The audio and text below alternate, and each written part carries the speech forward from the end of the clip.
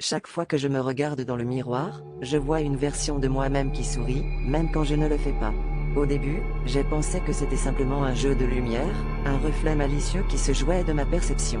Pourtant, une part de moi ne pouvait s'empêcher de ressentir un frisson glacé chaque fois que je m'approchais du miroir de ma chambre.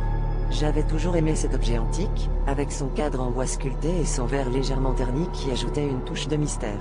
Mais désormais, il semblait que son mystère était bien plus profond que je ne l'avais imaginé. Un soir, après une longue journée de travail, je suis rentré chez moi épuisé. En entrant dans ma chambre, quelque chose était différent, un malaise subtil flottait dans l'air. Je me suis dirigé vers le miroir pour me défaire de cette impression, mais la version de moi-même qui m'y attendait semblait plus vivante que jamais. Ses yeux brillaient d'une lueur que je ne pouvais expliquer, et son sourire s'élargissait à mesure que je restais figé, incapable de détourner le regard. Pour la première fois, j'ai eu l'impression que ce reflet n'était pas qu'une simple illusion optique. Je me suis mis à éviter le miroir autant que possible, mais cela ne semblait qu'amplifier le phénomène. La nuit, je pouvais sentir la présence du reflet, comme s'il m'observait, attendant patiemment que je revienne. Un matin, la curiosité l'a emporté sur la peur, et je me suis posté devant le miroir avec une détermination fébrile. En regardant attentivement, j'ai remarqué que le reflet ne copiait plus mes mouvements.